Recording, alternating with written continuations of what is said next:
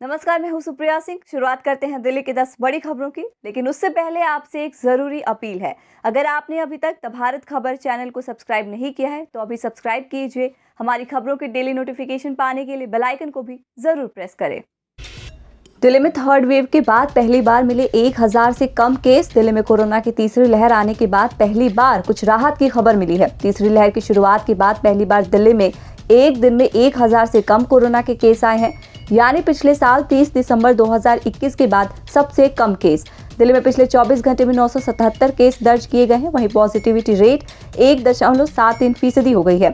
लेकिन अभी भी सक्रिय कोरोना मरीजों की संख्या 4812 है। कोरोना से 12 मरीजों की मौत हो गई है। फिलहाल होम आइसोलेशन में 3135 मरीज हैं। दिल्ली में कोविड संक्रमण की दर लगातार कम हो रही है। पिछले हफ्ते डीडीएमए ने शहर में कई पाबंदियों को हटा दिया है। वहीं अब व्यापारिक संगठन नाइट कर्फ्यू हटाने की मांग जोर शोर से कर रहे हैं। तो आपको बता दें कि नाइट कर्फ्यू हटाने को लेकर जल्द ही फैसला लिया जा सकता है। डीडीएमए की पिछली बैठक में इस मुद्दे पर काफी चर्चा हुई और ये तय किया गया कि अगली बैठक में नाइट कर्फ्यू हटाने के बारे में फैसला लिया जाएगा। व्यापारिक संगठन chamber of trade and industry ने दिल्ली सरकार से नाइट कर्फ्यू हटाने की मांग की है। सीटीआई के चेयरमैन ब्रिजेश गोयल का कहना है कि अब फरवरी में शादियों के ज्यादा मुहूर्त नहीं बचे हैं और उसके बाद अप्रैल में भी फिर से समारोह शुरू होंगे। इस समय कोरोना के केस काफी कम है और अब नाइट कर्फ्यू का कोई औचित्य नहीं है। रात में काफी लोगों को आने जाने में दिक्कतें झेलनी पड़ रही हैं। साथ ही रेस्टोरेंट मालिकों को भी नुकसान उठाना पड़ रहा है। ऐसे में जल्द ही इस बारे में कोई फैसला लिया जाए। दिल्ली विश्वविद्यालय प्रशासन ने आगामी परीक्षा को लेकर नोटिफिकेशन जारी कर दिया है। नोटिफिकेशन में कहा गया है कि मिले सुझावों के आधार पर वर्किंग ग्रुप फॉर एग्जामिनेशन ने ये फैसला किया है कि सभी मार्च अप्रैल महीने में आयोजित होने वाले पहले, तीसरे, पांचवें और सातवें सेमेस्टर की परीक्षा ओपन बुक एग्जाम के तहत आयोजित की जाएगी। इसके अलावा नोटिफिकेशन में मई महीने में आयोजित होने वाली परीक्षा के ऑफलाइन कराए जाने का भी निर्देश दिया गया है। नोटिफिकेशन के मुताबिक इवन सेमेस्टर यानी दूसरे, चौथे, छठे और 8वें सेमेस्टर की परीक्षा ऑफलाइन आयोजित की जाएगी। साथ ही जारी किए गए नोटिफिकेशन में कहा गया है कि जल्द ही परीक्षा के संबंध में विस्तृत गाइडलाइन जारी की जाएगी। राजधानी में अगले कुछ दिनों तक लोगों को पानी की समस्या का सामना करना पड़ सकता है। ओखला इंडस्ट्रियल एरिया फेज 3 के अंदर रेलवे ट्रैक के नीचे कालकाजी मेन में मरम्मत का काम चल रहा है। एनएसआईसी कॉम्प्लेक्स के सामने भी पाइपलाइन मरम्मत का काम चल रहा है, जिसके चलते 13 फरवरी की सुबह 9 बजे तक पानी की सप्लाई प्रभावित रहेगी। प्रभावित इलाकों में ओखला फेज 3, कालकाजी एक्सटेंशन, गोविंदपुरी, ओखला सब्जी मंडी, लाजपत नगर शामिल है। विभाग ने हेल्पलाइन नंबर पर शिकायत आने पर टैंकर से पानी मुहैया कराने का आश्वासन दिया है। इसके अलावा चर्च सेक्टर 1 के पास अफ्रीका एवेन्यू मार्ग पर साउथ दिल्ली वाटर मेन में इंटरकनेक्शन के काम के कारण 13 फरवरी को सप्लाई बाधित रहेगी। सुबह 10 बजे से शाम 4 बजे तक पानी की सप्लाई बाधित रहेगी। आरकेपुरम सेक्टर 1, 2, 3, 4 और 5, मोहम्मदपुर, मुनीरका, बसंत गांव, एम्स, सफदरजंग अस्पताल, green park extension, green park main, हौज खास और एनडीएमसी के अधिकांश इलाकों में लोगों को समस्या का सामना करना पड़ेगा। राजधानी दिल्ली में मुख्यमंत्री आवास पर एनएचएम कर्मचारी अपनी मांगों को लेकर धरने पर पहुंचे। उनकी मांग है कि सालों से काम करने के बाद भी एनएचएम के doctor, paramedical staff, dental, lab technician किसी भी विभाग के कर्मचारियों को अभी तक पक्का नहीं किया जा रहा है। न ही इन लोगों को समान काम के लिए समान वेतन दिया जा रहा है।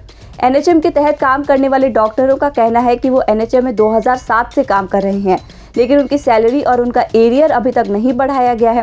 वो अपनी मांगों को लेकर कई बार स्वास्थ्य मंत्री सत्येंद्र जैन और दिल्ली के मुख्यमंत्री अरविंद केजरीवाल से मुलाकात भी कर चुके हैं। हर बार आश्वासन के नाम पर खोखले वादे ही मिलते हैं, लेकिन कभी भी मांगों को पूरा करने की कोशिश नहीं की गई।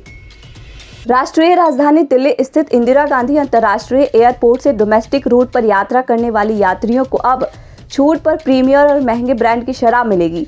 कुछ दिनों बाद आईजीआई के तीनों टर्मिनल पर शराब की 6 दुकानें खुल सकती हैं। दरअसल दिल्ली में आबकारी विभाग ने रिटेल लाइसेंस धारकों को नॉन कंफर्मिंग जोन से दुकानों को उसी जोन में तय किए गए कमर्शियल कॉम्प्लेक्स में दुकानें शिफ्ट करने की परमिशन दे दी गई है। अधिकारियों के मुताबिक शराब के 6 स्टोर टर्मिनल 1, 2 और 3 के अराइवल और डिपार्चर एरिया में खुलेंगे। नई आबकारी नीति के तहत शराब की दुकानों के मालिक एमआरपी पर छूट दे सकते हैं। वहीं दिल्ली में कुछ दुकानें कुछ चुनिंदा ब्रांडों पर 35% तक की छूट दे रही है। दिल्ली सरकार ने कहा है कि उसने अपनी एग्रीगेटर नीति के संबंध में अलग अलग पक्षकारों से सुझाव मांगे हैं। इस नीति के तहत कैब एग्रीगेटर यानी कि कैब सेवा देने वाले और डिलीवरी सेवाओं को चरणबद्ध तरीके से इलेक्ट्रिक वाहन अपनाना अनिवार्य किया गया है। दिल्ली के पर्यावरण मंत्री गोपाल राय ने लोगों से नीति पर प्रतिक्रिया और टिप्पणियां भेजने में सक्रिय रूप से शामिल होने का आग्रह भी किया है। नीति में कहा गया है कि राइड एग्रीगेटर और डिलीवरी सेवाओं को ये सुनिश्चित करना जरूरी है कि अगले 3 महीने में उनके 10% नए दोपहिया वाहन और 5% नए 4 पहिया वाहन इलेक्ट्रिक हो।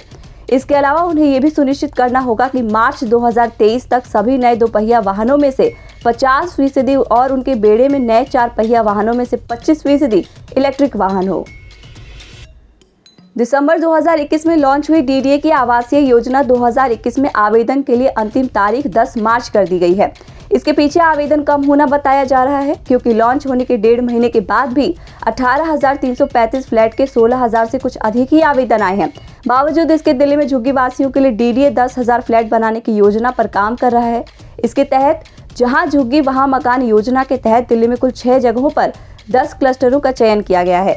यहाँ पर डीडीए 10,337 फ्लैटों का निर्माण करेगा। वसंत कुंज स्थित झुग्गी झोपड़ी, रोहिणी का सेक्टर 18, रोहिणी का सेक्टर 19, कीर्ति नगर, दिलशाद गार्डन, शालीमार बाग का चयन किया गया है। बता दें कि 20,000 झुग्गी झोपड़ी में रहने वाले लोगों को पब्लिक प्राइवेट पार्टनरशिप मॉडल के तहत फ्लैट मिलेगा। दिल्ली के उत्तरी बाहरी जिले में एक बार फिर पुलिस और बदमाशों के बीच मुठभेड़ हुई जिसमें पुलिस को कामयाबी मिली है। मामला दिल्ली के बादली थाना इलाके का है जहां मेवात का रहने वाला एक गिरोह इलाके में एटीएम से चोरी करने के मंसूबे से पहुंचा था। पुलिस को इसकी सूचना मिली और थाना पुलिस तुरंत हरकत में आई और आखिरकार बदमाशों को पकड़ने के लिए दबिश डाली गई। दबिश के दौरान बदमाशों की तरफ से पुलिस टीम पर गोली चलाई गई जिस पर पुलिस ने भी जवाबी कार्रवाई की और 3 गोलियां चलाई। पूछताछ पर मालूम चला कि ये एटीएम की रेकी करने आए थे और एटीएम लूटने वाला ये गिरोह पहले भी इसी तरीके की वारदातों को अंजाम दे चुका है। दिल्ली की हवा कई दिनों बाद बेहतर स्थिति में आई। इसके बाद 13 फरवरी से हवा की गति फिर धीमी होगी जिससे एयर क्वालिटी फिर खराब स्थिति में आ जाएगा। आने वाले दिनों में मौसम में गर्माहट आएगी। मौसम विभाग के मुताबिक 13 से 16 फरवरी के बीच सुबह घना कोहरा पड़ने की पूरी संभावना है। दिन में बादल साफ रहेंगे और तेज धूप खिलेगी। आप देख रहे थे दिल्ली की 10 बड़ी खबरें। हमारी बाकी खबरों के अपडेट्स पाने के लिए चैनल को सब्सक्राइब कर लीजिए। नमस्कार।